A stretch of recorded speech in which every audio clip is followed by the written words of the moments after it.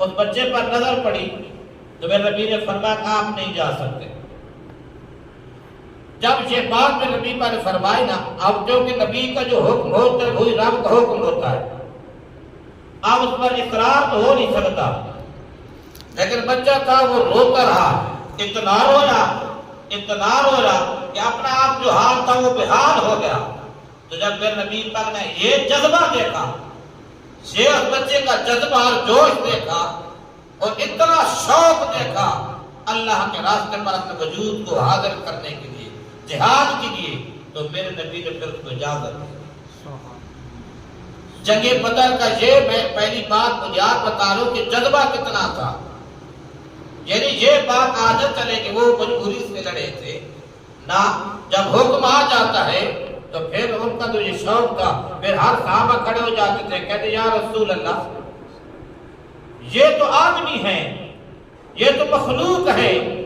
یہ تو انسان ہے،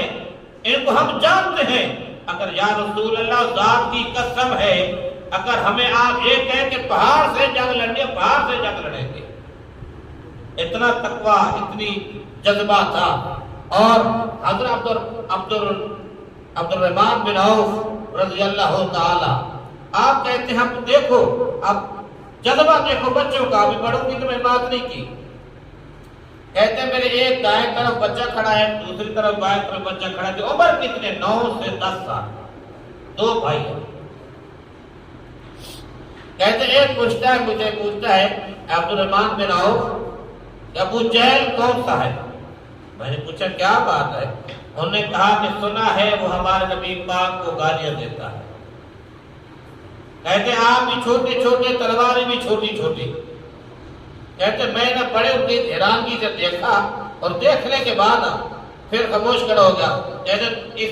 دیر نہیں گزری کہ دوسرا بچہ بولا، کہتا ہے عبد الرحمن بن عوف ہمیں بتاؤ نا وہ کون سا شخص ہے جو نبی پاک کو گالیاں دیتا ہے، جس کا نام ابو جہل ہے۔ کہتا ہے کہ میں نے اس کی بات بھی سن لی، اس کی بھی سن لی، اتنی دیر تک ابو جہل صفے درست کر رہا تھا جنگ لڑنے کے لیے، اور گانے بجا رہا تھے، عمرے ناچ جا رہے تھے، جب ان کو یہ تصور بھی نہ تھا نا کہ یہ جنگ ہم ہار جائیں گے، وہ تو بڑی اپنے احساس سے آئے۔ تو کہتے ہیں کہ جب وہ صفے درست کر رہا تھا تو رحمان بن عوف کہتے ہیں کہ جب میں نے دیکھا نا تو میں نے بچوں کو بتایا کہ وہ ہے بدبخت جو نبی کو گالیاں دیتا ہے۔ کہتے ہیں جب یہ میری بات کی وہ بچے دونوں دوڑ پڑے، اب وہ صفوں کو چیرتے ہوئے ان کی صفوں میں گھس گئے۔ اب دیکھو 2 بچے ہیں، عمر 9-10 سال ہے، ادھر بہادر کھڑے، وہاں ان کے پاس ایسے تھے بہادر اور اتنے جنگجو لوگ کھڑے تھے کہ ایک شخص جو تھا 50-50 آدمی سے جہاد کرتا تھا، اکلا لڑکا تھا وہ، ان سے کفار جو تھے وہ جہاد کرنے والے لوگ جو تھے، ہمارے 50 بندے جہاد کرنے والے تھے، ان کا ایک بندہ تھا جو ان سے مقابلہ کرتا، لیکن اللہ کی جب مدد آتی ہے نا تو پھر اتنا روب اور دبدبا آ جاتا ہے۔ کہتے ہیں ابو جہل کے پاس پہنچے اور اس کی گردن کاٹ دی، اس کی اتنی ہمت نہ تھی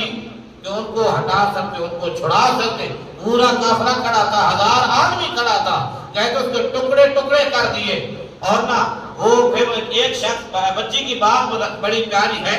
لیکن ابھی عقل نہیں مانتی اس بات کو، لیکن جو حدیث بات میں بات ہمارا ماننا فرض ہے، ایمان ایسا ہوتا ہے، بچے کو جب تلوار لگی نا بچے کا بازو لٹکن لگ گیا، جب لٹکا نا تو جب ایک چمڑا تھوڑا سا رہ گیا جس کی وجہ سے وہ بازو ساتھ ملا ہوا تھا، اس نے اپنے ہاتھ کو پاؤں کے نیچے دے کر زور لگایا اور بازو کو توڑ دیا تاکہ یہ میری جنگ میں، میری لڑائی میں خلل نہ ڈالے۔ یہ بچہ کا شعور اور یہ بچوں کا بہادری کا عالم تھا۔ پھر میں نبی پاک صلی اللہ علیہ وسلم کی بارگاہ میں آئے تو پھر اللہ کے نبی بھی جس طرح ہے وہ امام الانبیاء سے، آپ نے جب دیکھا نا آپ نے پوچھا تو انہوں نے بتایا، پھر میں نبی پاک کے بازو کو بازو ساتھ لگا کر نا آپ نے اللہ پہ دام لگا رہا تو فرما بیٹا جا یہ بات درست ہو گئی۔ یہ نبی کا پھر عالم تھا۔ پھر اس طرح انہوں نے نوازا، اور دوسرے حضرت طلحہ بن عروہ جو تھے صحابی تھے وہ آئے، عرض کر یا رسول اللہ میری آنکھ نکل گئی، میرے نبی پاک صلی اللہ علیہ وسلم ان کی آنکھ کو اٹھایا اور آپ نے اس جگہ پر لگایا